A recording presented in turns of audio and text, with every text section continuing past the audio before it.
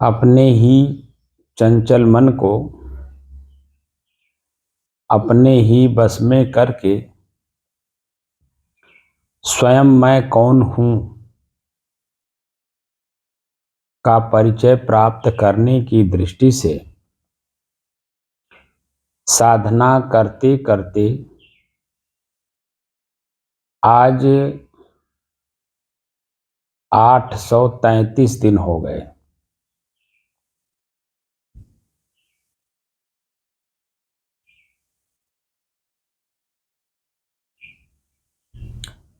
तारीख 18 फरवरी सन 2024, दिन रविवार,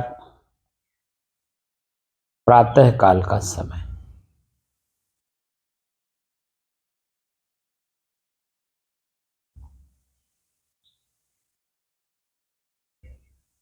चेतना में रहकर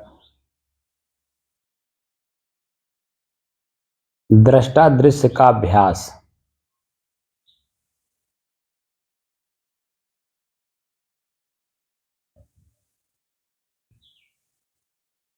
833 दिन से यही करा रहा हूं।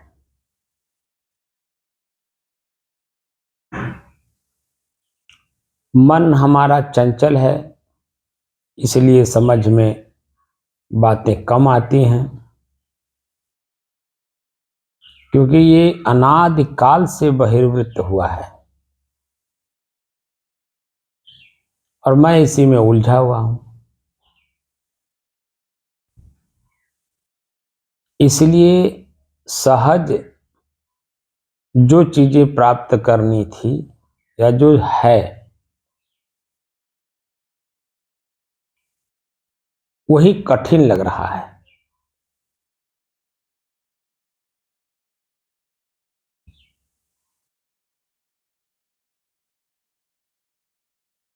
थोड़ा सा कठिन परिश्रम करके जो सहज है वास्तव में उसे जान लेना, समझ लेना, प्राप्त कर लेना। प्राप्त करना भी कहना एक तरीका है, अर्थात वही हो जाना। सहज में जो मैं हूं, सहज में अपने आप का परिचय प्राप्त कर लेना।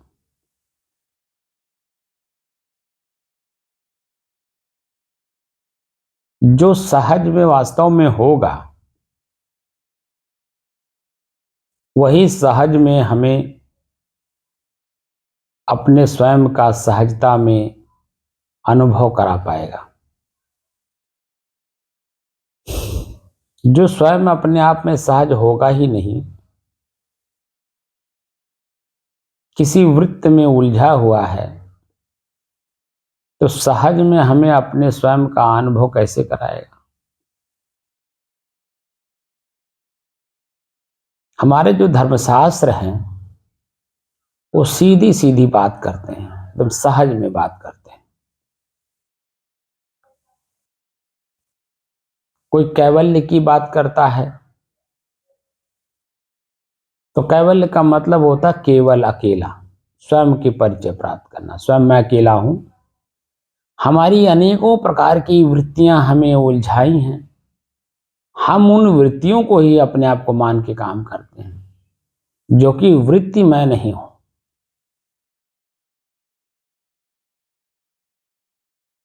वृत्ति मतलब ख्याल,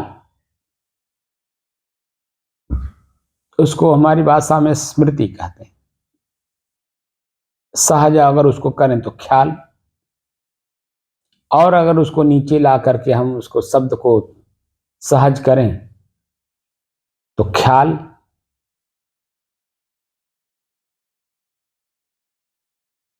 जो हमने देख रखा है, सुन रखा है, भोग रखे हैं, यानी क्रिया हो चुकी है हमारे शरीर के इंद्रियों के द्वारा, उनकी ख्यालात वही मन है, और उसी को वृत्ति भी कहते हैं, और उसी में हम उलझे हुए हैं।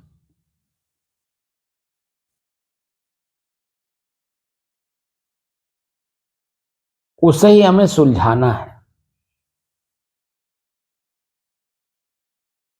और सहज अपने आप का परिचय प्राप्त करना है। तो दृष्टा दृश्य का अभ्यास किए बिना ये संभव नहीं है। तो शुरुआती दौर में जो हमने आपको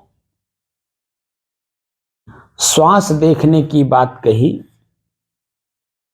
तो श्वास एक दृश्य है, मैं इसका दृष्टा। लेकिन ये बातें अगर मैं शुरू में कहता तो बात समझ में आती है? नहीं आती। क्योंकि मनोवृत्तियां तो उलझी हुई हैं। शरीर की इंद्रियों के कर्मों के द्वारा जो वृत्त बनी हुई है उसी में उलझे। अब उसमें जो परिवार, समाज, देश, गांव, शरीर, भोग, सब कुछ उसी में आ जाता है। और उसी उलझन में और सीधी सीधी मैं बात करता तो वो समझ में बात नहीं आती। हमने श्वास को दिखाया, शुरू में अभ्यास कराया, जबरदस्ती कराया, कोई आसन नहीं, कोई प्राणायाम नहीं, कोई क्रिया नहीं, बस एक दृष्टा दृश्य का अभ्यास। श्वास को देखिए।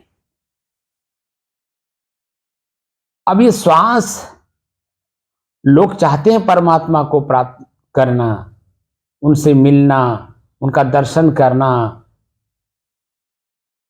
भगवान से चाहते हैं उनसे मिलें, उनसे वार्तालाप करें, उनसे कुछ मांगें, उनसे कुछ प्राप्त करें, हमारी सारी इच्छाएं भगवान पूरा कर दें। हम सब कुछ चाहते हैं, लेकिन भगवान हैं कौन जो मिल भी जाएं तो उनसे हम अपनी कैसे सारी इच्छाएं पूर्ति कराएं? हम तो ऐसे मन में कल्पना बना लिए हैं कि कोई हमारे जैसा आदमी होगा, वो मुकुट पहना होगा, गदा रखा होगा, उसके हजारों भुजाएं होंगी। कोई कल्पना, उसी कल्पना में हम उलझे हुए हैं कि वो आएंगे, दर्शन देंगे, हमारी सारी इच्छाएं पूरी कर देंगे, हमें स्वर्ग में ले जाके बैठा देंगे, हमें कुछ करना नहीं होगा, खाली जो भोग हैं उनको खाली भोगना होगा, करना कुछ नहीं होगा।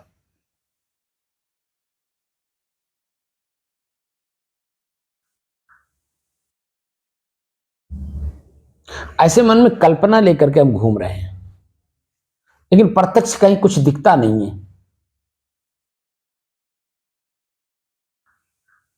प्रत्यक्ष प्रत्येक जीव परमात्मा है, भगवान है,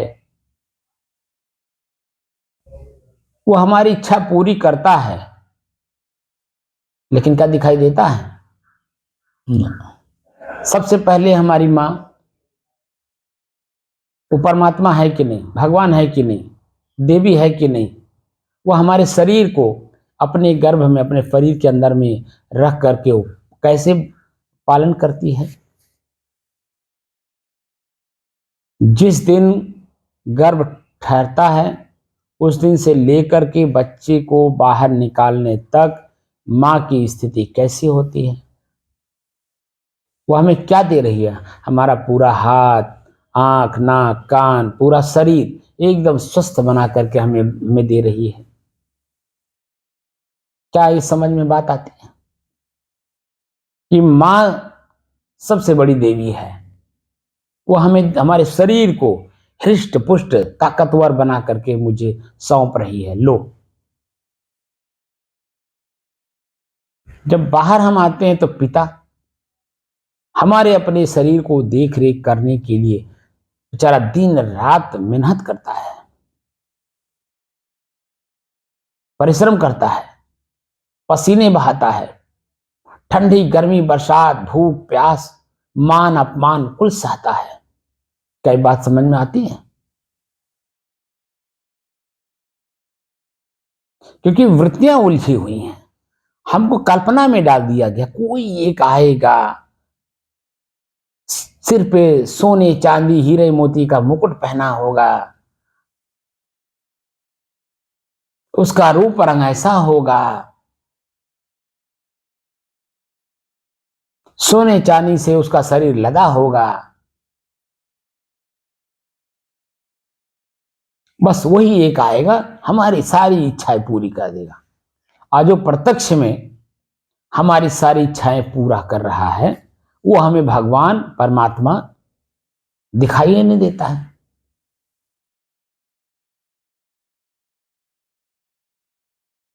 हम उनके ऋणी हैं, हम उनके ऋण से कैसे उत्तरण होंगे, ये क्या समझ में बात आती है?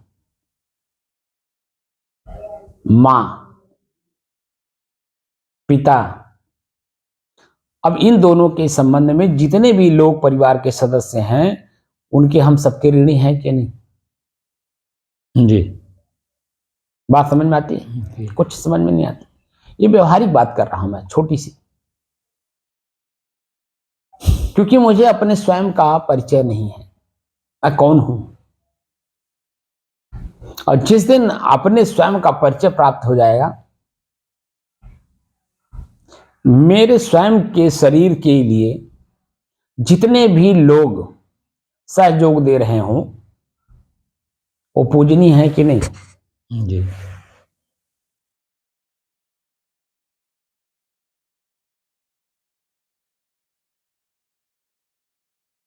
वह वंदनीय भी हैं, पूजनीय भी हैं, प्रातः स्मरण करने योग्य भी हैं।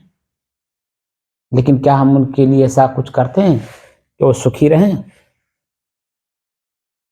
क्या हम अपने आप पे कभी ध्यान देते हैं कि हमसे कोई गलती ना होने पाए? अगर गलती हो भी गई तो दो शब्द कहने में क्या जाता है कि मुझे क्षमा करिए? क्या हम ये भी कहते हैं? क्योंकि हम तो कल्पना में घूम रहे हैं, कल्पना में कोई एक व्यक्ति आएगा मेरी सारी इच्छाएं पूरा कर देगा, और जो साक्षात कर रहा है हम उसको कुछ समझ ही नहीं रहे। तो यही बात को समझने के लिए हमारे ऋषि पूर्व में अनेकों प्रकार के साधन दिए, जैसा व्यक्ति वैसा साधन। प्राइमरी स्टेज है मंत्र जाप करना या कंठी या सेवा, ये सब प्राइमरी स्टेज है। मन को अपने पास लगाए रखने के लिए, स्वयं को जानने के लिए कि मैं कुछ कर रहा हूं, ऐसा महसूस होना चाहिए मैं कुछ कर रहा हूं। क्या कर रहा हूं? कंठी हाथ से डुला रहा हूं, अब मुंह से मंत्र का जाप कर रहा हूं, और मन के अंदर में हम किसी की ख्याल कर रहे हैं। किसका ख्याल कर रहे हैं? गुरु जो ख्याल करने के लिए शब्द दिए हों या दृश्य दिए हों उसका, तो महसूस होता है कि हम कुछ कर रहे हैं। तो जो क्रिया हो रही वो और क्रिया करने वाला, तो दो अंतराल दिखाई देता है कि नहीं? जी जी, दिखाई देता है। दिखाई देता, स्पष्ट दिखाई देता है, लेकिन ये बातें समझ में नहीं आती, इसलिए कि जब तक दृष्टा दृश्य का अभ्यास नहीं करेंगे। और ये दृष्टा दृश्य का अभ्यास श्वास के माध्यम से ही हमें स्पष्ट महसूस होता है कि मैं और मेरा, दो वस्तुएं स्पष्ट समझ में आती हैं। मैं स्वयं और मेरा मेरे से जुड़ा हुआ, तो मेरा आंख, मेरा कान, मेरा नाक, मेरा जीभ, मेरा लिंग, मेरा हाथ, मेरा पैर, मेरा पेट, ये पूरा शरीर जहां कहीं कुछ होता हो, चींटी काटती हो, खुजली होता हो, दबाव, तनाव, दर्द, पीड़ा, जो कुछ भी महसूस होता है वो सब क्या है, शरीर से संबंधित है। और शरीर क्या है, मैं हूं या मेरा, तो साफ साफ मालूम होता कि शरीर मेरा है। तो शरीर से संबंधित जितनी भी चीजें हैं वो सब मेरे हैं कि नहीं? जी जी। और मैं इनका कौन? उपभोक्ता, यानी मालिक। अब मालिक का कर्तव्य बनता है कि शरीर जब मेरा है और मैं इसी में हूं और इसी में मुझे सुरक्षित रहना है जब तक मेरा प्रारब्ध है, तो इसकी सुरक्षा किसका दायित्व है? अपना ही दायित्व है, मेरा ही दायित्व है, स्वयं मेरा ही दायित्व है ना जी। अब स्वयं मैं अपने आप को जानता नहीं तो मेरी की सुरक्षा कैसे करूंगा? अब शरीर ही को मैं मान के काम कर रहा हूं और यहां वृत्तियां हमें उलझाई हुई हैं, तो सारे उलझन को बिना खत्म किए दो चीजों का महसूस होना असंभव है। ये संभव है क्या? असंभव है। अब इन्हीं दो चीजों को जानने के लिए जो व्यक्ति इसलिए कहा मनुष्य, क्योंकि मनुष्य के अलावा कोई जीव इसको संभव नहीं कर सकता है, ये मनुष्य में ही संभव है कि दो चीजों को अलग अलग जान ले। जो हमारे ऋषि ऋग्वेद में ही उन्होंने स्पष्ट कहा कि ऋते ज्ञानान न मुक्ति, बिना ऋत के ज्ञान के मुक्ति संभव नहीं है। तो ऋत क्या है? प्रकृति, और प्रकृति है जड़, तो वहीं से भगवान और ईश्वर, जड़ और चेतन, प्रकृति और पुरुष, क्षेत्र और क्षेत्रज्ञ का वर्णन है दो चीजों का। लेकिन अब दो चीजों का वर्णन उन्होंने हर पॉइंट पे जाके किया है, अब समझ में कैसे आवे? हम पढ़ते तो हैं, हम मान लीजिए ऋग्वेद नहीं पढ़ पा रहे हैं, उस भाषा में है, संस्कृत में है, या कोई भी उपनिषद पढ़िए, उपनिषद मान लीजिए नहीं पढ़ पा रहे हैं तो शास्त्र पढ़िए, शास्त्र नहीं पढ़ पा रहे हैं तो गीता पढ़िए, गीता नहीं पढ़ पा रहे हैं तो रामायण पढ़िए।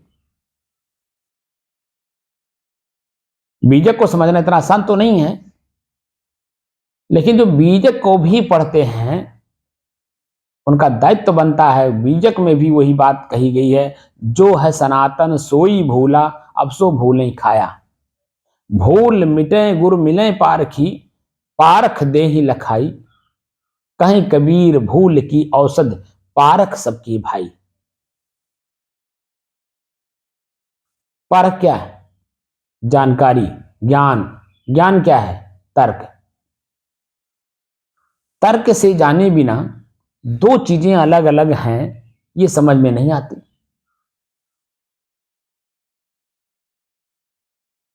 गोस्वामी तुलसीदास जी ने कहा कि जड़ चेतन ही ग्रंथि पड़ गई। जड़ और चेतन का ग्रंथ, गांठ हम अपने मन में बना लिए हैं, उसे वही वृत्ति है, बुद्धि जिसको कहते हो ना, वही गांठ निश्चय करती हो, ये शरीर ही मैं हूं। जो निश्चय हो गया कि शरीर ही मैं हूं, यही गांठ है। अब इसी गांठ को हमें खोलना है, तो बिना तर्क के ज्ञान, परख, तर्क, विद्वता, ये सब एक ही बात है। अपने आप को जानना कि मैं कौन हूं, क्या शरीर ही मैं हूं? अगर मैं शरीर होता स्वयं तो मरता कैसे, मतलब अलग कैसे होता? एक मुर्दा पड़ा है और एक साक्षात चेतन, अध्ययन करिए, उसकी भी आंख खुली है, मेरा भी आंख खुला है, वो पहचान नहीं रहा है, मैं पहचान रहा हूं, ये किसका शरीर है?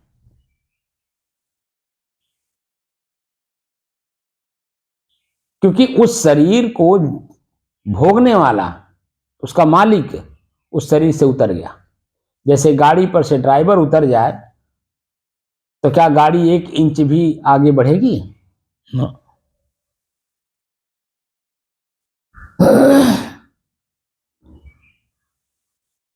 मकान में से जब मकान मालिक निकल जाता है तो कहते हैं बिन घरनी घर भूत का डेरा।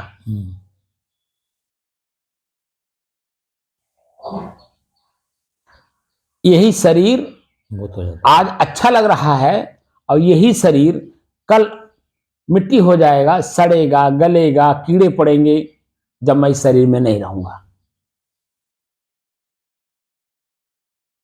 तो दो चीजों का अभ्यास, दो चीजों को अलग अलग करना और उसी का अभ्यास श्वास के माध्यम से, श्वास मेरा है यह महसूस होना चाहिए। और यही मैंने 833 दिन से ये अभ्यास करा रहा हूं कि श्वास को देखिए। जी। तो श्वास को जब देखेंगे तो दिखाई क्या देता है? जो अपने से अलग है वही तो दिखाई देगा। अनुभव। अरे चाहे इस आंख से देखिए चाहे भीतर की आंख से देखिए, जो बाहर का चीज है वही दिखाई देता है, जो देखने वाला है वो दिखाई देता है क्या? ना। अरे साक्षात मान लीजिए आंख खोल करके देखिए, यही आंख खुला है, सामने वाले को देखेगा, लेकिन अपने आप को क्या ये आंख देखता है? तो इसका मतलब है दृश्य और दृष्टा। जो महसूस हो रहा है सांस वो और स्वयं मैं। लेकिन कहां समझ में आया? शुरू में बात आई समझ में? क्योंकि मन कल्पना में दौड़ रहा था कि हम जो बड़े बड़े संतों के पास गए, बड़े बड़े मठाधीशों के पास गए, बड़े बड़े आचार्य मंडलेश्वरों के पास गए, जहां हजारों की संख्या में शिष्य लोग उनकी सेवा में लगे हैं, उनसे शिक्षा ले रहे हैं, ज्ञान ले रहे हैं, क्या वो सब झूठ था? ये क्या नया चीज ला करके दे रहे हैं? अरे वर्तमान में हम लोग जो स्कूल पढ़ते हैं उस स्कूल में दो चीजें पढ़ाई जाती हैं। एक क्लास में थ्योरी पूर्ण रूप से समझाया जाता है और वही थ्योरी प्रयोगशाला रूम में ले जा करके आपको प्रयोग कराया जाता है। तो जब पूरी बात आप सुने रहेंगे, कंफर्म रहेंगे मस्तिष्क से, तभी तो प्रयोगशाला रूम में जा करके उसको प्रयोग करेंगे। जी बोलिए। जी। तो ये जो ज्ञान है, ज्ञान का मतलब जानकारी देना या जानकारी लेना, लेकिन जब उसका प्रयोग किया जाएगा तब समझ में बात आएगी कि हमने सही जानकारी प्राप्त की या अधूरी। अगर अधूरी है तो फिर उसी गुरु के पास जा करके हम कंफर्म करेंगे कि हम ये चीजें जो जाने लेकिन हमारा मस्तिष्क समझ नहीं रहा है, हमको समझा दीजिए। तो मास्टर एक विकल्प नहीं, कई विकल्प दे करके, कई उदाहरण दे करके आपको समझाने की कोशिश करता है। और कई उदाहरण में कोई एक ऐसा उदाहरण आपके मस्तिष्क में बैठ जाता है, वो बात समझ में आ जाती है। बात समझ रहे हैं? जी। और जब बात समझ में आ जाती है तो गुरु और आपके बीच में कोई द्वंद्व रह जाता है ना, तो दोनों एक हो जाते हैं। जी। तो जो मास्टर आज है वो भी कल विद्यार्थी था और आज आप विद्यार्थी हैं, कल को यही जानकारी प्राप्त करने से मास्टर आप भी हो जाएंगे। जी जी। तो दोनों में कहां अंतर है? बात तो ये खाली नासमझी का है। नासमझी को खत्म कर दी, समझदारी आ जाए तो जो जीव हैं पूरे संसार में अनेकों प्रकार के, वो वही है जो मैं हूं। जी। तो जब मैं वही हूं जो सामने वाला है और जो सामने वाला है वही मैं हूं और जो मैं हूं वही वो है। तो किसी को किसी प्रकार से प्रताड़ना, दुख, पीड़ा या अज्ञानता का प्रयोग किया जाएगा ना, बल्कि उसके जीवन में जो कुछ भी कमियां हैं कोशिश करेंगे हम उसका दूर हो जाए। क्योंकि जो मैं हूं वही वो है और जो वो है वही मैं हूं। ये आभास हो जाने से सभी जीव एक समान दिखाई देने लगते हैं। हाँ, उनके भाव, उनके अर्थ, क्रियाएं वो शरीर में हैं, वो अलग अलग हो सकता है, लेकिन जो चेतना है वही है जो मैं हूं। वो ढूंढ रहा है बेचारा अपने आप को जानने के लिए। अब जनाने वाला उसको किस तरह से, किस भाषा में समझा रहा है, वो बेचारा दौड़ रहा है दौड़ने। जैसे एक उदाहरण दे देता हूं, मैं एक गांव में गया, मैं अपनी बात बता रहा हूं, लोग गुरुमुख होना चाहे तो हम कहे भाई देखिए पहले हमको आप जानिए, मैं आपको जानूं। और ये जो अध्यात्म का मूल उद्देश्य क्या है, मोक्ष प्राप्त करना। मोक्ष क्या है आप जान लीजिए, उसके बाद गुरुमुख होना है कि नहीं होना है ये आपका हो। क्योंकि दो क्षेत्र है, व्यवहार और परमार्थ। शरीर में जब तक आप रहेंगे तब तक आपको व्यवहार करना ही पड़ेगा। अरे भूख लगेगा स्वयं शरीर को तो भोजन देना ही होगा, तो हम दूसरे पे आश्रित ना हो। स्वयं जब तक हमारे शरीर में ताकत है, बल है, हम कुछ कर सकते हैं, स्वयं अपना करके हम अपने शरीर को भोजन दें। वस्त्र लेना ही पड़ेगा, ठंडी गर्मी से बचने के लिए कपड़े की जरूरत है, मकान की जरूरत है, परिवार समाज में रहना ही पड़ेगा, चाहे जंगल में भी जाइए वहां भी आदमी के बीच में रहना होगा। क्योंकि आवश्यकताएं, मनुष्य की आवश्यकताएं मनुष्य पूरी कर सकता है, पशु नहीं कर सकता है। हमें भूख लगेगा, भोजन कहां से मिलेगा, मनुष्य ही देंगे, या तो हम जाए उनके पास या तो हमारे पास वो आवे। दो में से एक चीज तो करनी पड़ेगी, इसका मतलब व्यवहार में रहना होगा। तो वास्तविकता है क्या है ये जानना होगा। मैं और मेरा दो क्षेत्र है, शरीर और मैं स्वयं इस शरीर का मालिक हूं, और मालिक का कर्तव्य बनता है कि अपने सभी सदस्यों का ख्याल रखे, देखरेख करे, उनको मजबूत रखे, ताकतवर बनाए, ज्ञानवान बनाए, हर प्रकार से संपन्न करे उन्हें, और उसी में मालिक भी अपने आप में संपन्न रहेगा। सदस्य, कोई भी सदस्य अगर दुखी है तो मालिक कभी सुखी नहीं हो सकता। तो हमारा शरीर है, शरीर के इंद्रियां हमारे परिवार के सदस्य हैं। ये जब तंदुरुस्त रहेंगे अपने आप में, तो आंख अगर तंदुरुस्त है तो देखने में हमें जरा सा भी दिक्कत नहीं होगी। कौन है हम स्पष्ट समझ लेंगे, यानी परख लेंगे कौन व्यक्ति है, क्या लिखा है पढ़ लेंगे, रास्ता चल रहे हैं रास्ता देख करके चल लेंगे, दौड़ लेंगे। कान हमारा अगर मजबूत अपने आप में ताकतवर है तो किसी का भी कितना भी दूर से शब्द कोई बोले, कितना धीरे बोले, हमारा कान अगर अपने आप में ताकतवर है तो समझ सुन लेगा, और सुन करके मस्तिष्क के पास पहुंचा देगा, और मस्तिष्क अपने आप में समझ लेगा कि व्यक्ति क्या बोल रहा है।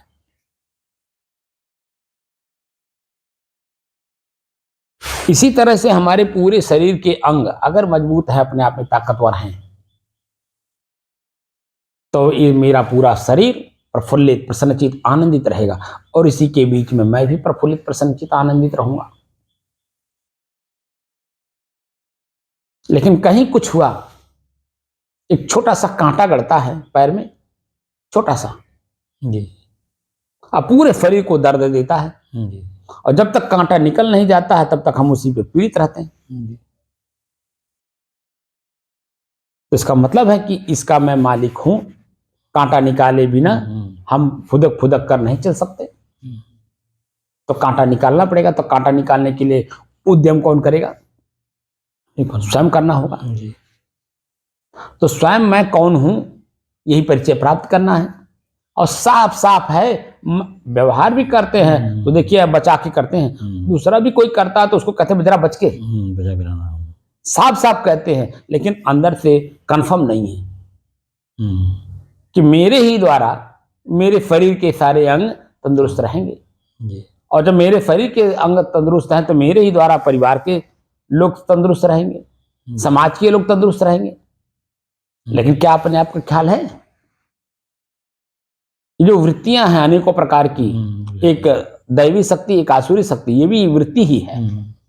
इन्हीं वृत्तियों में हम उलझे। अच्छा कर दिए तो फूल के गोबर है हम किए, और कर रहे थे खराब हो गया भगवान दौड़ लौड़ा कूद खराब कर दिया।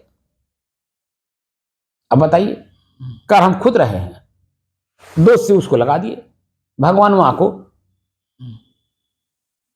और अपने स्वयं अपनी गलती नहीं महसूस कर रहे। गलती कहां हुई कि एक चीजें खराब हुई, तो अब जब खराब हो गया तो इसका क्या करें? अगर इसका क्या करें, जैसे मान ले दूध फट गया, हम ही से गलती हुई, बर्तन साफ नहीं था, दूध रखे गर्म कर रहे थे, दूध फट गया, तो गलती तो मेरी है क्योंकि बर्तन मैंने साफ नहीं की। अब वो दूध जैसे उस चीज को पाया तो फट गया वो। अब फट गया तो अब बुद्धि काम करनी चाहिए कि अब क्या करें इसका। जब दूध फट गया तो उसका पनीर भी बन सकता है ना, या पनीर नहीं बनाने का मन है तो पानी उसका निथार दीजिए, चीनी हल्का सा डाल करके उसको और हल्का सा भून दीजिए, स्वादिष्ट हो जाएगा, खा लीजिए, वो खराब नहीं होगा ना। कोई भी चीज हम जब अंदर से उसको देखते हैं तो उसका सॉल्यूशन हमें मिल जाता है, उसका सदुपयोग हो जाता है किसी न किसी रूप में जी।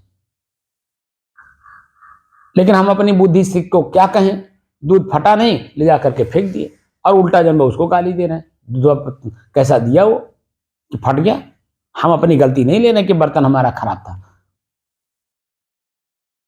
वो जब दूध दे रहा था, आप नपवा रहे थे, तो उस समय तो दूध फटा नहीं था। आपकी आंखें देख के बताती ना कि दूध फटा हुआ क्यों दे रहे हो जी जी। अब दोष उसको लगा दिए, और अपनी गलती नहीं देख रहे कि हमारा बर्तन साफ था कि नहीं, हमारी आंखें हमें कंफर्म की कि नहीं, हमारा नाक कंफर्म किया कि नहीं। बर्तन मांजने के बाद भी नाक से सूंघा जाता है, कहीं दुर्गंध तो नहीं आ रहा, तो जब कंफर्म नहीं है, दोष किसके ऊपर मर रहे? और उसको बेचारे का क्या दोष है? वो तो स्पष्ट दूध ला करके नाप के आपको दे रहा है, उसका दूध तो नहीं फटा हुआ था। उसका फटा होता तो वही सामने आंख देख के बताता, भैया दूध फटा हुआ, कैसे ले हम, सब कहता नहीं। लेकिन हम स्पष्ट आंख देख रहा है कि दूध वो दे रहा है, नाप रहा है, और हम अपने बर्तन में ले भी रहे हैं, वो तो गर्म करते समय फटा, तो दोषी कौन हुआ? अब ये सब क्लियर कौन करेगा? स्वयं जब अपने आप में जानकारी रखेंगे तब, स्वयं की, स्वयं मैं कौन हूं, दोषी कौन है, ये जब जानेंगे तभी जो है हम अपने आप पे तृप्त और संतुष्ट रहेंगे। लेकिन जब तक हम अपने आप को ना जाने, यही अपने आप को जानने के लिए ही हम धर्म मार्ग में जाते हैं। अध्यात्म में आने का मूल मतलब है मैं कौन हूं, यही परिचय प्राप्त करना। और जो मैं कौन हूं को जाने रहेगा, वही तो मैं कौन हूं को जाना पाएगा। और जो अपने आप को खुद न जाना हो तो दूसरे को कैसे जाना पाएगा?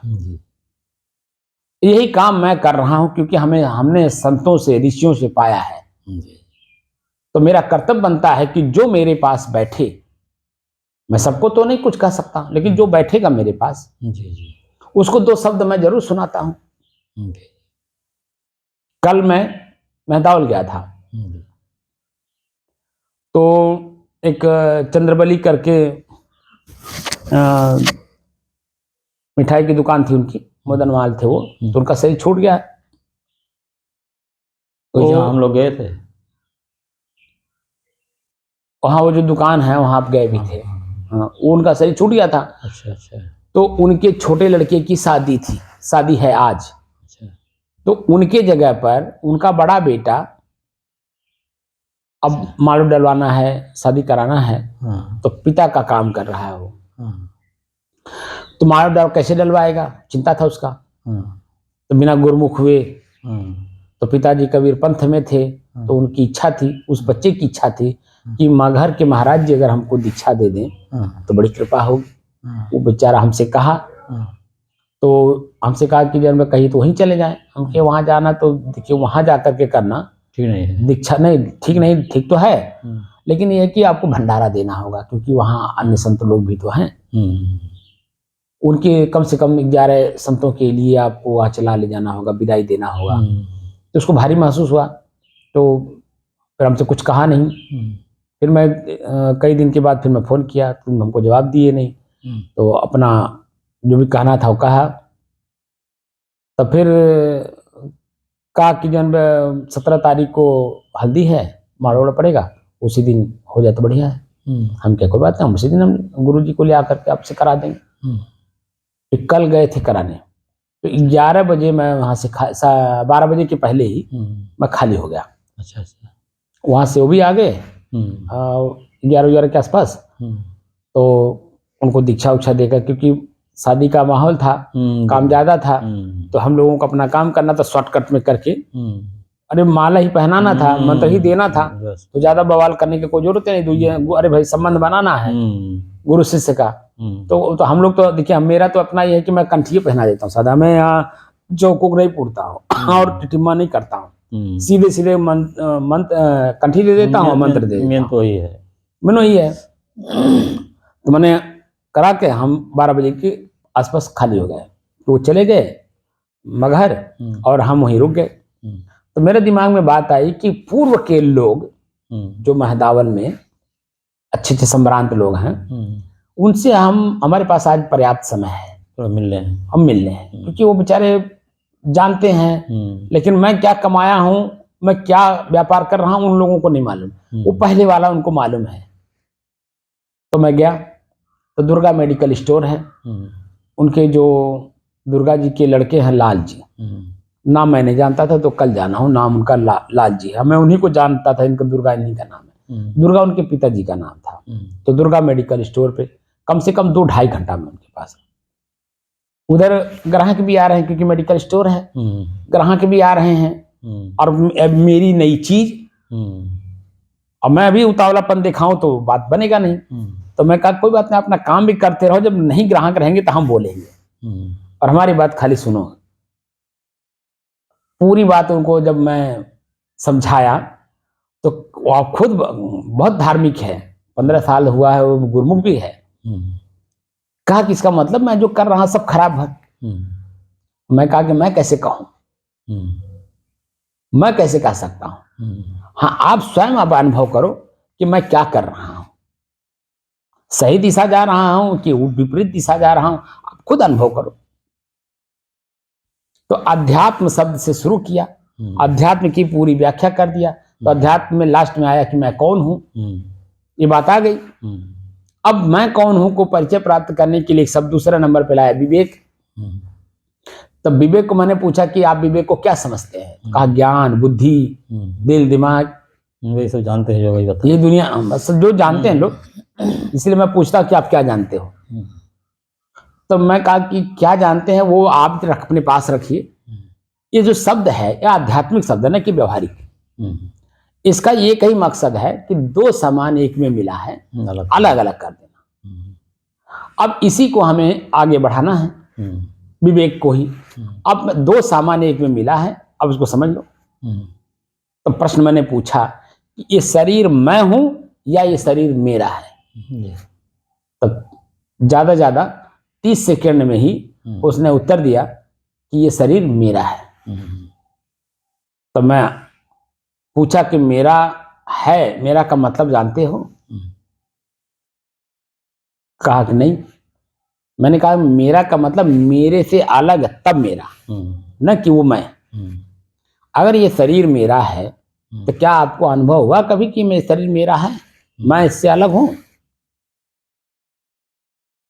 अभी उंगली काटूं, जैसे आपका वो स्वेटर पहना था, मैं कहा इस स्वेटर में अगर ले लूं तो दे दोगे, लेकिन उंगली काटूं तो दोगे?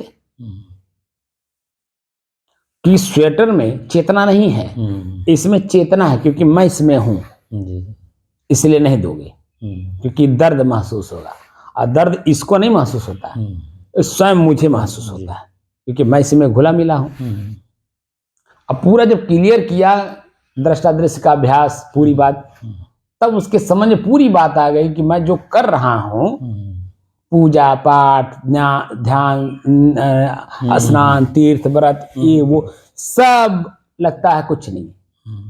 ये पढ़ा लिखा है ना, होशियार लड़का है, और इस समय 62-63 साल की उम्र है, तो मैच्योर है। अब जैसे ही जो मैं क्लियर किया, एकदम शुद्ध, कहा महाराज अभी तक आप कहाँ थे? मैं कहा कि मैं अगर बोलता भी तो आपके समझ में नहीं आती, और तो आज मैं पूरा समय लेकर के आया हूं। मैं कहा कि आपके पास बैठूंगा।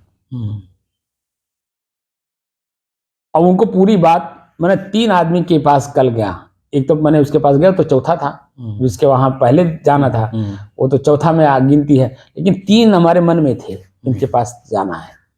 तो 3 में एक आदमी हमारी बात को पूरा समझा, लाल जी। तो दूसरे के पास गया मैं, वो कपड़े के व्यवसायी हैं, उनकी 72 साल की उम्र है। तो संजोग से उनके ठीक सामने ही शादी था, अब लगा बैंड बाजा बजाने। अब बातें नहीं पूरी हो पाई तो समझाएं क्या, दिक्कत हो गई।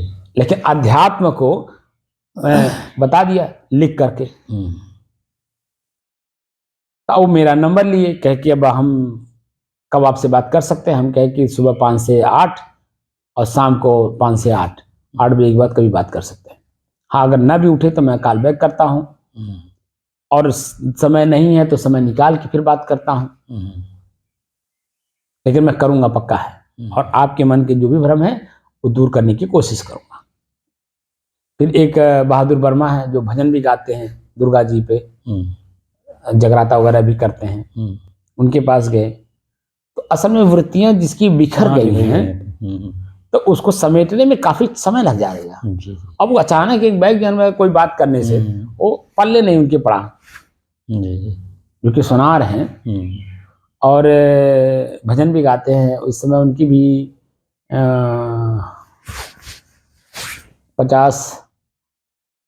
48 साल की उनकी उम्र है।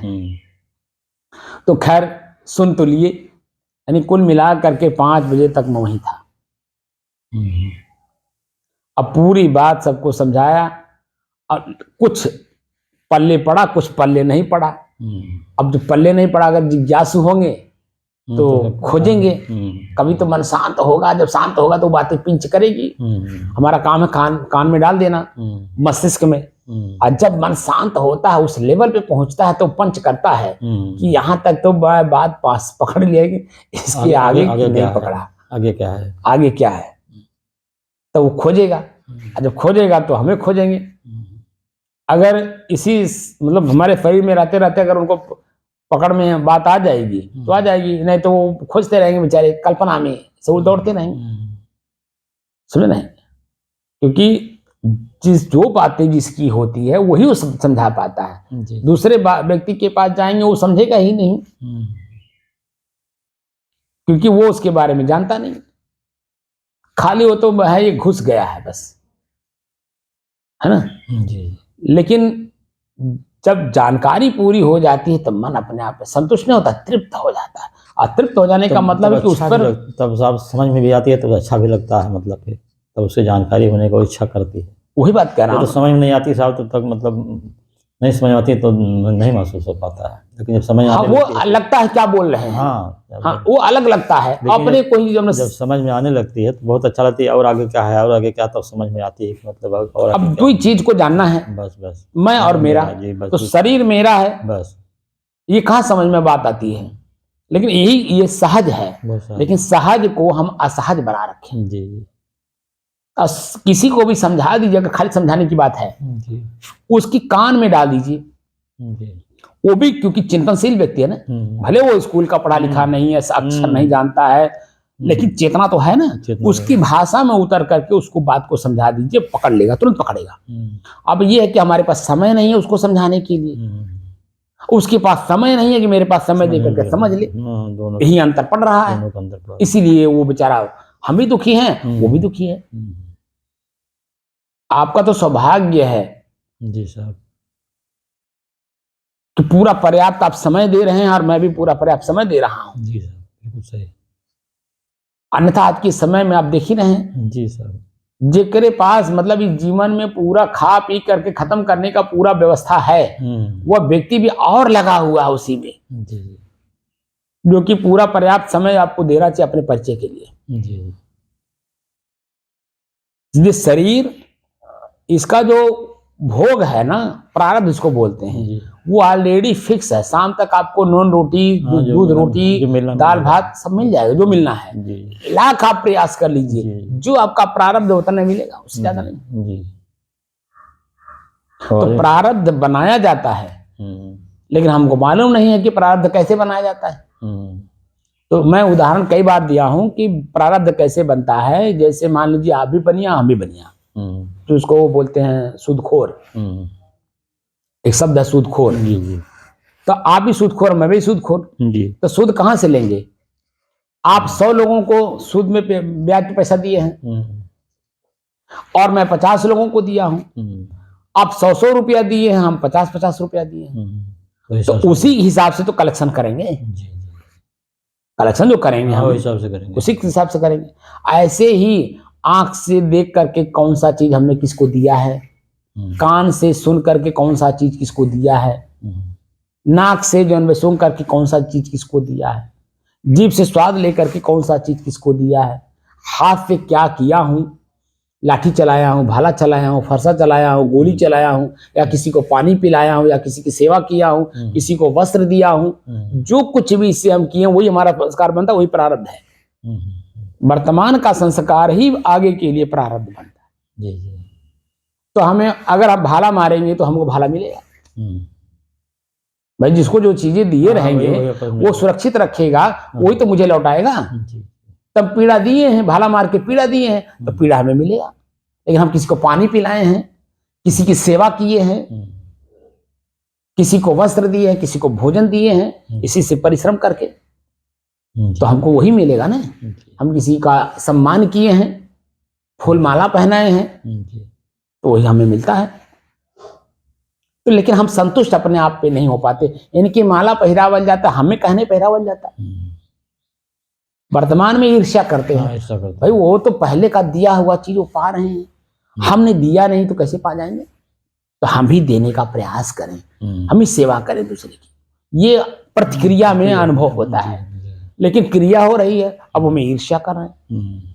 ईर्ष्या नहीं, प्रतिक्रिया करिए तो अपने आप का आभास होता है। वो दोनों जनी का लेन देन है, हमारा इनका लेन देन नहीं है। यही बात मैं कई दिन पहले मैंने आपसे कहा ना, आपका ही दिया हुआ चीज मैं आपको लौटा रहा हूँ।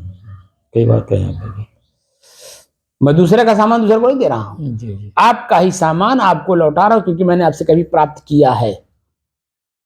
कभी प्राप्त किया, कौन से जन्म में किया मुझे नहीं मालूम है, लेकिन किया हूं। इसका मतलब जहां जहां से आप देते हैं वहां उसका मतलब हुआ। हाँ, वही तो खींच के ले आता है ना। तो देखिए जब हम चलते हैं तो सांस लेते हैं कि नहीं, तो जहां जहां का हवा हमारे सांस के अंदर जाना है वो वहां फिक्स है, वो हमें खींचता है। पानी जहां का हमें पीना है वो पानी का ताकत अपने आप में है, वो मुझे खींचता है। जिस पृथ्वी पे पैर रखना उस पृथ्वी की ताकत अपने आप खींचती है। अब कितने चीजों का बताया, वो अपने आप ऑलरेडी फिक्स है। जैसे आप जब बदल चमकता है, आप देखे होंगे कि रेखाएं बनती हैं सफेद सफेद, ठीक उसी तरह से ये जो रेखाएं देख करके भविष्य बताते हैं, ये रेखाओं में गणितज्ञ के हिसाब से, गणित के हिसाब से सब कुछ आपका वो जान जाते हैं। जान जाते हैं, ज्योतिष वाले सब जानते हैं। ज्योतिष ही मतलब ये विद्या ही है ना, वो भी ज्ञान है। जी जी। विद्या किसी ने घुस करके उसको प्राप्त किया है, तो वो देखा इसको, वही अन्य लोगों को समझाया, तो अन्य लोग उसका व्यापार करने लगे। लेकिन ये सिर्फ जानने के लिए है, न कि उसको भयभीत करने के लिए। हम इसको देख करके उसको भयभीत करते हैं। तुम्हारे लिए वो है वाला। और जब भयभीत कर देते हैं तो उसी से तो हमें उसी को बोलते हैं अंगुली टेढ़ा करना। जैसे बनिया सीधे घी नहीं उंगली निकलता ना, जी जी, तो टेढ़ा करना पड़ता है, तो उसी को कहते हैं टेढ़ा। अपने भयभीत करना, भयभीत करके दूसरे का सामान अपने पास लाना। तो ये भय कर दे करके देंगे तो भय में चला भी जाता है, दुख दे करके लेंगे तो दुख में चला जाता है। हम खाली मीडिएटर हैं, अपने मीडिएटर होने का ज्ञान हो चाहिए कि मैं मीडिएटर हूं। खाली इनका सामान ले आया, उनको दे दिया, तो बीच का मीडिएटर हुआ कि नहीं? मेरा क्या प्रॉफिट हुआ? मेरा तो लॉस हो गया। यानी वहां से लिया प्रसन्नता में, इनको दिया दुख में। अब ये बात अगर समझ में आ जाए तो जितना घूसखोरी चल रही है अपने आप बंद हो जाए, लेकिन उनको इस बात का एहसास नहीं है कि मैं मीडिएटर हूं। अगर ये बात समझ में आ जाए तो मैं मीडिएटर हूं तो अपने आप घूस बंद हो जाए, लेकिन समझ में बात नहीं आती है। वो तो वही समझते हैं बस आया है तो दे के जाए, हमारा वही काम है। अरे वो प्रारब्ध आपका अपने आप वो आया है दे के जाएगा, हाँ, लेकिन ये जो आपका प्रारब्ध है उतना दे के जाएगा, लेकिन जब आप इच्छा करेंगे तो इसका मतलब आप वो गलत कर रहे हैं। मांग करके लेना ये गलत है, और लग रहे हैं तो और खुशी से वो देगा वो आपका प्रारब्ध होगा, क्योंकि उस जितना आपका है उतने वो निकाल के देगा, क्योंकि उसी लेवल का आदमी ही आया है। जी। अरे खतौनिया लेने जाइए तो एक गरीब आदमी जाता तो मेरे पास पैसा ना आए, कहा बाबू खतौनी चाहिए, तो आपको कहना पड़ता है 20 रुपया दो, तो कहा तो अब अड़ गए आप, अब कह रहा मेरे पास नहीं है। वो खतौनी लेने जा गया, इसका मतलब प्रारब्ध है तो आपको देना चाहिए। और उसके एवज में कोई सेठ महाजन आया, धनवान व्यक्ति आया, या भूमि का व्यापार करने वाला व्यक्ति आया, तो 20 रुपए की जगह पे 200 का नोट पकड़ा देता है, 50 रुपए पकड़ा देता है, तुरंत निकाल कर दे देंगे। तो उसका उसी में इंक्लूड हो गया कि नहीं? उसका प्रारब्ध उसमें इंक्लूड हो गया, जुड़ गया, और आपका चित्त मन खुश है। अब वो पैसा परिवार में ले जाकर लगाएंगे तो कोई रोगी नहीं होगा, कोई पीड़ित नहीं होगा, कोई कहीं कोई गलत काम नहीं करेगा जिसमें पुलिस फोर्स ले जाए, वकील ले जाए, कुछ नहीं होगा, वो आराम से। लेकिन आपको संतोष नहीं है, संतोष नहीं है, मुक्ति यही है, अपने आप पे विश्वास नहीं है, और वही विश्वास पैदा करना होगा, संतोष करना होगा, तो आपका जीवन हमेशा प्रसन्नचित रहेगा। परिवार के लोग अपने अपने काम में लगे रहेंगे, पढ़ाई करेंगे, योग्यता लाएंगे, अपने अपने बाहुबल का प्रयोग करेंगे, दिल दिमाग का प्रयोग करेंगे। लेकिन जब आप वहां से ले लेंगे तो यहाँ दिल दिमाग काम नहीं करता है, कोई अपना परिश्रम नहीं करेगा, स्पष्ट सब कुछ दिखाई दे रहा है, दिखाई दे रहा है, सही है साहब, लेकिन आदमी उस पर विश्वास नहीं करता। तो कुल प्रयोग यही करना है कि दो चीज मैं और मेरा, उसको अलग अलग, तो सांस के माध्यम से ही संभव है, अन्य किसी चीज से संभव नहीं संभव है। इसीलिए मैं कोई काम अलग नहीं कराया, लगातार उसी पे करा रहा। और आगे जो अप्रैल में मैंने मन बनाया लिया है कि अप्रैल में हम कैंप लगाना शुरू करेंगे, तो उस कैंप में भी यही अभ्यास करवाएंगे। पहले दो चीज का अनुभव कर लो, मैं और मेरा, पूर्ण रूप से एकदम कन्फर्म हो जाओ कि ये मेरा है और मैं इसका मालिक हूं। और मालिक का कर्तव्य बनता है कि अपने सदस्यों का ख्याल रखे। तो जब मालिक अपने आप में मालिक की हैसियत से रहेगा तब ना सदस्यों का ख्याल रखेगा, सब पर नजर रखेगा, सब पर चिंता करेगा। और जब मालिक अपने को मालिक जान ही नहीं रहा है तो सदस्य बेचारे क्या कर रहे हैं, कहाँ जा रहे हैं, क्या सुन रहे हैं, क्या भोग रहे हैं, क्या कर रहे हैं, क्या पता चलता। तो सदस्य तो कहता है कि मालिक जाने, अब मालिक कह रहा है वो जाने, अब वही में बेचारा तीसरा आदमी पिस जा रहा है। यानी संतोष, सुख, आनंद जो हम लेना चाहते हैं वो पिस जा रहा है। तो दोनों का भाव एकदम एक होना चाहिए, तब जाकर के जिंदगी का मकसद हमारा पूरा होगा। ये मानव जीवन का ही एक मकसद है, एक उद्देश्य है। मकसद माने उद्देश्य क्या है? मोक्ष प्राप्त करना। तो मोक्ष क्या है? मोह का नाश करना। क्षय माने नाश होता है। मोह का नाश कर दीजिए, अपने आप में हैसियत में रहिए। हम शरीर का मोह कर लिए हैं, इसीलिए आसक्त हैं, इसीलिए हम दुखी और पीड़ित हैं। और अपनी पीड़ा को हमें अपने स्वयं ही निकालना है, दूसरा हमारा काम नहीं कर सकता है। हमारा काम हमें स्वयं करना होगा। ये स्वयं का काम जो करने के लिए सिखाए वही वास्तव में मेरा गुरु, क्योंकि स्वयं वो अपने आप में गुरुत्व में है और मैं स्वयं गुरु हूँ। मुझे अपने गुरु होने का ज्ञान नहीं है, इसलिए जो गुरुत्व धारण कराए, गुरुत्व जगाए, गुरुत्व हमारे अंदर में स्थापित कराए, वही बाहर का गुरु मार्गदर्शक। तब दोनों में एक रूपता आ जाती है। जैसे जो जिस विषय का विशेषज्ञ है अपने विद्यार्थी को चाहता है कि इसको कितना पिला दें ये मेरी तरह हो जाए।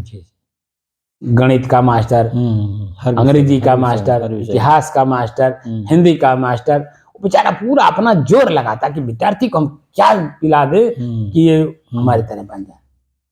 अब तो विद्यार्थी के अंदर में जिज्ञासा कैसी है, उसकी अपनी चाहना क्या, गणित, इतिहास, हिंदी, भूगोल क्या चाहता है, या एक साइंटिस्ट बनना चाहता है, नया कुछ रिसर्च करना चाहता है। तो जब अब तक अपने को नहीं समझेगा, अपने से अलग नहीं समझेगा, तब तक रिसर्च करेगा किसका? क्योंकि ठंडी, गर्मी, बरसात, भूख, प्यास, मान अपमान कुल सहन करना पड़ता है, तब जाकर के कोई नया चीज दिया जाता है। जिस दिन वो नया चीज हम समाज के सामने रखते हैं, समाज उसी पे हाथों हाथ आपको सम्मान देने लगता है, आपको स्मृत करने लगता है। एपीजे अब्दुल कलाम जी क्या थे? एक गरीब परिवार के सदस्य थे, लेकिन मिसाइल मैन के नाम से जाने गए। अब यही भारत के लोग उन्हें राष्ट्रपति भी बनाए, ठीक नहीं किया? बनाए, राष्ट्रपति बनाए। अब बिल्कुल गरीब, उनका ही इतिहास बताया जाता है, तो बिल्कुल गरीब। हम तो जाके देखे हैं, हम भी गए वहाँ पे रामेश्वरम में। अब तो सरकार उनके घर को थोड़ा सा मॉडिफाई कर दी है, नहीं तो एकदम बिल्कुल छोटा सा मकान। उनका विद्यालय भी मैं देखा हूं। अब बताइए, लेकिन नहीं, उन्होंने अपने अंदर में कुछ शक्तियां जागृत की, आज मिसाइल मैन के नाम से जाने, राष्ट्रपति एपीजे अब्दुल कलाम। तो अपने अंदर में शक्ति है, हम शक्ति का प्रयोग करें।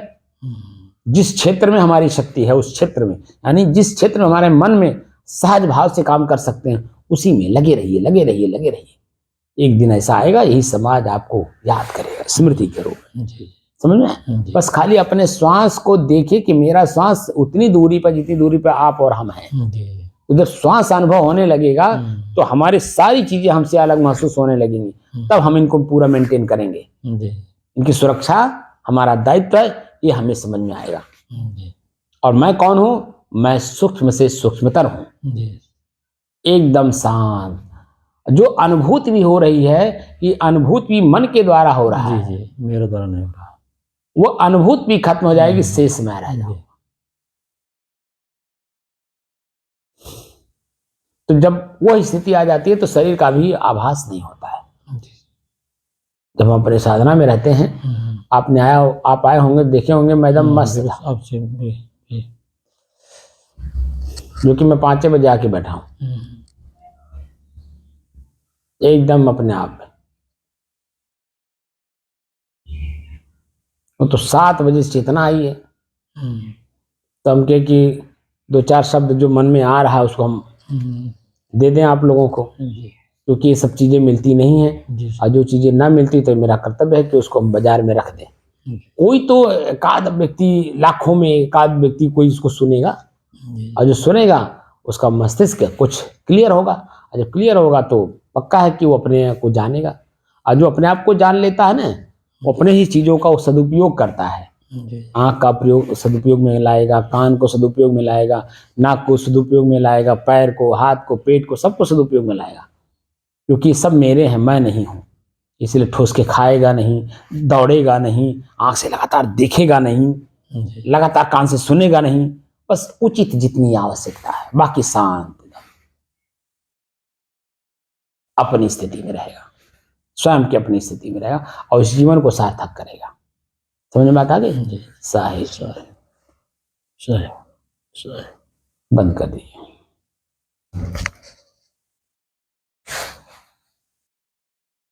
अब कुछ क्लियर हो रहा है? जी, बहुत क्लियर हो रहा है, समझ में आ रही है। अकेले हैं इसलिए समझ में आ रहा है, अब 2-4 लोग होते तो नहीं समझ में आता, क्योंकि हमारा विवृत्ति उनकी तरफ रहता। मैं देखता हूँ ना कि जैसे कोई प्रश्न पूछता हूँ तो आप उधर ताकते हैं, वो आपको ताकते हैं, बुद्धि किसी की काम नहीं करती। जब ये लोग में जन आप उनको ताकते हैं, वो आपको ताकते हैं, जैसे चौधरी साहब, क्योंकि वो तो अधूरा सुनते हैं, क्योंकि पहली बात तो लास्ट में आते हैं 15-20 मिनट के लिए, और हम लोग बैठते हैं 2 घंटे, तो जो 1 घंटा 45 मिनट है वो तो रहे नहीं, कुछ सुने नहीं, कुछ अभ्यास किए नहीं, तो 15 मिनट में क्या प्राप्त कर लेंगे? और आपका भी मस्तिष्क कंफ्यूज हो जाता है कि जो 1 घंटा 45 मिनट मैंने काम किया वो सही है, या ये जो बोलेंगे वो सही है। तो दोनों में अंतर पड़ जाता है कि नहीं? वो शब्द पे विश्लेषण करते हैं, अनुभव के आधार पर विश्लेषण नहीं कर पाएंगे। वो समाज में जो पढ़े हैं किताबों के माध्यम से या उन्होंने आंख से जो देखा होगा या जो क्रिया किया होगा वही अनुभूति खाली बोलेंगे, उसके अलावा उनकी अनुभूति उनको काम नहीं करेगी। जी तो आप तो अनुभूति के आधार पे चल रहे हैं, वो मौखिक रूप से चल रहे हैं, दोनों है कि नहीं? जी तब ये अंतर पड़ जाता है। और अंतर में जो अंतर निकाल ले वही मैं हूँ। जी अब अंतर में अंतर हमें निकालना है तो जितनी भी शब्द बोलता हूँ उसके ऊपर मैं कुछ रखता हूँ, जी जी क्योंकि आज जो बोल रहा हूँ वो कल नहीं बोलूंगा या शाम को नहीं बोलूंगा, जी जी क्योंकि फिर वो हल्का हो जाता है। और हल्का है क्योंकि मैं वजनदार हूँ। जी अब मेरी वजह से आंख नाक कान सब वजनदार है और मैं अपने आप को नहीं जानता हूँ। यही मेरा दोष है और अपने आप को ही जानना है। और जिस दिन मैं अपने आप का परिचय प्राप्त कर लूँ फिर तो जिंदगी ही सुधर गई। साहिब बंदगी।